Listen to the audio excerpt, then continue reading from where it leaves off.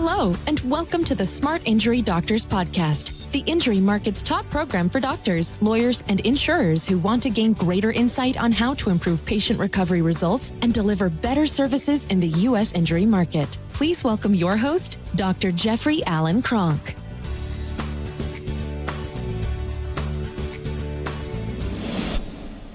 Okay, doctors, what I want to talk about today is communication tips about how to go about getting more internal referrals. In other words, organic referrals, referrals that come from within your clinic. External referrals I'll call MD referrals or professional relationships that you have with attorneys that are external to your clinic. But you have all this energy coming into your clinic. You have people, you have staff. How do you generate internal referrals? And that's what I want to talk about today. I want to talk about some communication tips of your internal referrals. So the first start of any process for internal referrals is having communications that you can give to your patient. Communications can be a booklet, an injury booklet that explains the injuries. In the Smart Injury Doctors program, we have a booklet called The 3 Main Injuries That Any Spine Can Have. And in that booklet, what we're doing is first and foremost, we're very quickly and coming to the point with images explaining exactly how the spine, what the spine's composed of. The fact that it's composed of bone and ligament. And so if you injure it, you either injure the bone or you injure the ligaments. And we're explaining that there's two very distinct ligament injuries. There's a ligament injury to the disc and there's a ligament injury to the support ligaments. Those ligaments that are designed to hold the disc not only in alignment, but to hold the bones in alignment. And when those ligaments, the support ligaments, get damaged or the non-disc ligaments get damaged, it causes instability. It causes excessive motion. And you're just explaining that very simply and very quickly. And you're explaining the fact that if you have a disc injury, you basically have two symptoms. And then you're showing the symptoms that the other ligament damage has or the spinal instability itself has. And patients will immediately cognate, oh, wow, headaches are not a disc-related symptom. Dizziness, not a disc-related symptom. Ear fullness, Meniere's disease, swallowing difficulty, post-concussive syndrome, increased intracranial pressure, jaw pain, migraine headaches, regular headaches, dizziness, tinnitus, vertigo. Those are not symptoms of a disc, right? And a lot of people have those symptoms and they don't know what to do with it. So what happens is the booklet helps the person to go, wow, those symptoms are identified with this condition. Now, that's something you want them to know because you want to have materials where they're going to pass on the materials to other people. Wow, you have chronic neck pain. Perhaps this is the condition. You have a booklet that says, look, oftentimes the support ligament damage is missed. That's why you continue to have neck pain or why you would continue to have low back pain or why you would continue to have headaches. Now, it's also saying anyone that you know that has these things, this is what they most commonly have. Now, it also explains to them the bad statistics associated with these injuries. So it may have a picture of a research study that says, hey, 55% of the people 17 years after the accident still have the same symptoms. And that's by research. And then the booklet will also have in it what the cost of these injuries are. So low back pain is obviously the number one cause of chronic pain and disability in the market today. So low back conditions are the number one cause. Most common cause of that is ligament damage in the lumbar spine. So when we look at that and we show the statistics, the American Pain Association right in the booklet says, look, these low back pain costs $9,000 to $19,000 per person annually to medically manage this condition if you have it. So we want you to avoid having that chronic neck pain, chronic headaches, chronic low back pain, any of it. But we want you to know what the injury is, what the stats of the injury are, so that you take your own injury recovery seriously. So that you're creating a team member with you, doctor, somebody that's actually going to participate in your care and really appreciate what you're doing. And so it's explaining how you need to be an active participant in your own care. It's explaining that how ligament injuries work and how they can flare up. So that if the patient hits a flare-up, you're a doctor that's going, wow, my doctor knows what the heck is going on because you already explained this could happen to me. Or she already explained that this could happen to me. And it also explains to them, hey, Give this resource to somebody that you know that has these problems. Wow, there's your start of your internal referral sources. It also says, hey, if you have a medical doctor, you have an attorney, give them this resource, right? That's in a simple booklet. And really that booklet, the main thing that a person is reading is all explained in 5 very short, easy to read pages. I mean, this is probably you want to make this about a 4-minute read. So it's not a heavy read. Now, once you started and you're engaging in this conversation with with your patient. Now remember, your patient, they're going to walk out with this material, right? So now you've things that you're going to do in a patient consult. You can, by what you're communicating, can generate referrals. I can say something just as simple as this: I've already done my consult, and this is not a like how should you do a consult or anything else podcast, but I've already done my consult. I've already ruled in, ruled out active and inactive, dormant or active pre-existing conditions. I've got the mechanism. I know all about the mechanism, what happened. I know all the symptoms. I'm tracking every single one of those symptoms. I've got any gap in care handled. I do that extremely quickly, and now I'm going to get into the examination. I just simply say to the patient, look, the most problematic injury here to the spine is a ligament injury. Anybody that you know that has chronic low back pain, chronic neck pain, or chronic headaches has a ligament injury usually that's been undiagnosed. That's why they're not getting help with it. We're not going to let that happen with you. So step right into the examination room. We're going to start to do an exam. Right? In my exam, I'm looking for pain and inflammation. I'm looking for inflammation intersegmentally. Those are common indicators of ligament damage, and they're the thing that when I document allows me to take x-rays in every single guideline in the world, right? So as I'm palpating that and the person says, yeah, that's very sensitive, I say, okay, good. Again, what I said to you before is that's indicative of a ligament condition.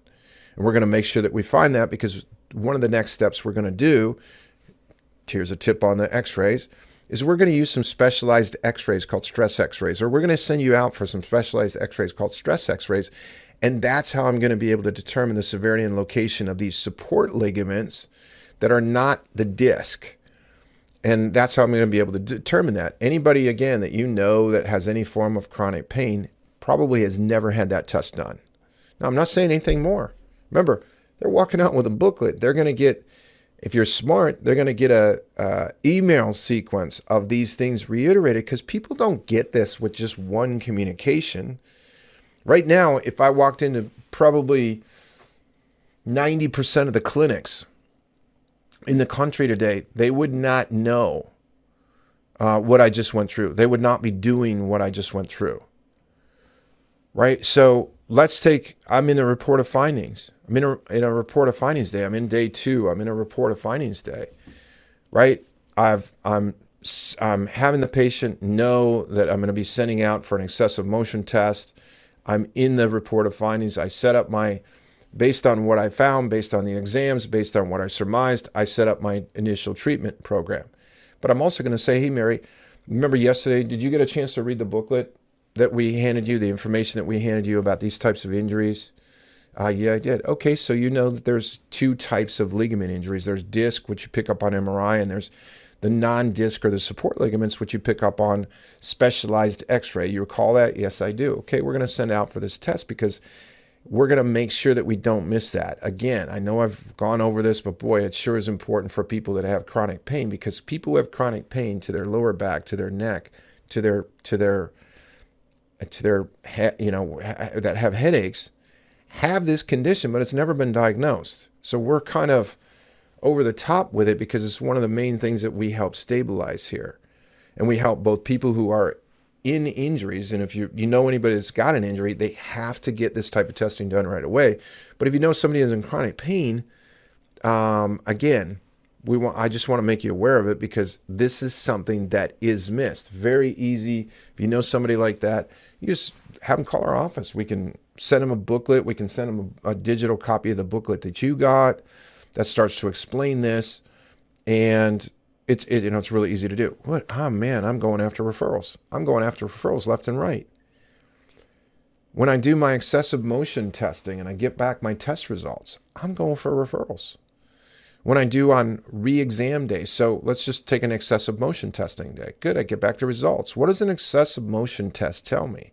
It tells me the grade and the severity of the sprain and what levels are involved, which is really important to have grade 1, grade 2, or grade 3 sprain findings. That's really important because that's going to change my treatment plan. My treatment plan is usually going to go longer the more severely damaged the person is. That's a treatment plan change. I'm not going to treat a grade 1 sprain like a grade 3 sprain. I might do the same adjusting. I'm just not going to do it as much. I might do the same type of care, but I'm not going to do it as much. Those are treatment plan changes. I might add different types of modalities to it. So there's a lot of things that it's going to do, right? So an excessive motion test is going to tell me the severity and location of the ligament injury right away. It's going to show me the grade of that injury right away. It's going to rule in and rule out whether I have things called alteration motion segment integrity. If I have those, I kicks in return to play parameters so that I have to technically help people to stay out of contact sports until this heals. You say, okay, you're talking about NFL football? No, I'm talking about jiu-jitsu. I'm talking about kickboxing. I'm talking about various things that people get involved with, right? So it's also going to tell me if I have the need or if I have a higher propensity for disc problems with it. I'm going to get all that in one test. Now I'm going to explain the test results to the patient. When I explain the test results to the patient, I'm going to say things like, Mary, you remember, you've read our materials now. Matter of fact, you've gotten our emails. So you know that this is a really important test because in the excessive motion test, your test results came back today. And what it showed is that you have significant damage in the mid-cervical spine. Now, it does not change. It's very consistent with this type of injury, but it doesn't change our treatment plan. Remember in our treatment plan, and when I went over in the report of findings with you, that our goal was to have you completely pain-free and not having this injury cause you any activity of daily living problems at all. So it doesn't affect you with your life at all. You remember that? Yeah. Okay, that hasn't changed. But what has changed is the test results say you have a high propensity for what are called long-term residual complaints, or things don't fully go away. So you and I have to become a really good team here. Like I have to, if I say you need to be on a 3-time-a-week schedule, I need you on that 3-time-a-week schedule. I don't need you to take this casually, right? Because part of what we're doing is what we do in the next 2-3 months can have an effect on your whole life. Right, so we want to take it I want you to take it, you need to become a team member with me. I take this pretty seriously because I want you to get great results. So the other thing though is if I give you any kind of exercise or I give you something to do and it feels like it's too quick or you get sore from it, I need you to tell me right away. Now here's another one though that I really need you to understand. Most patients with this type of ligament injury will start to do well under care. So we could go a month, 2 months, 3 months, whatever it is. We have to see how well you start to stabilize. And you feel like you're really progressing, or you even feel like you could be done. And all of a sudden you just sleep funny on a couch. You fell asleep watching a football game in a funny position. You get up and you go, oh my God, I feel like I'm right back at day one. You're not. Because what this causes is an instability, and anything that's unstable is prone to erratic or unpredictable behavior. This is no different. So what happens, that's normal. If you experience it, it's normal. You just don't go trying to figure out what happened or, wow, get all depressed, this isn't working. No, you come in right away, regardless of what your schedule is. Come in right away. We do an adjustment or two, and usually you're right back to where you were. Now, doctors, if you don't do that, patients are on your recall list. Right? And it's an incredible strategy at the end of care, which I'll save for another podcast. But what I just wanted to do today was just give you some simple tips of what you can start to do to generate internal referrals. Things where you're gonna generate all the chronic patients you want, and also generate acute injured patients just from your communications of what you're communicating to your patients. So on every single one of these podcasts, what I do is just take a short title, short idea, I riff on it a little bit. If you have questions about our program, call us at 800-940-6513 or go to our website, smartinjurydoctors.com, On that website, you can learn more about our program, and you can also see that we have a Facebook user group, which we publish lots of free content to, that you can join to get a feel for our materials. Again, you have any questions, 800-940-6513. Doctors, I always appreciate your time and your attention and what you're doing. And I thank you for your attention today, and I'll see you on the next podcast. You've been listening to the Smart Injury Doctors Podcast, the #1 audio production show for professionals in the U.S. injury market that want to deliver better injury services to the patients, clients, or insureds they serve. If you like what you heard today, please leave us a review and don't forget to join us on our next program.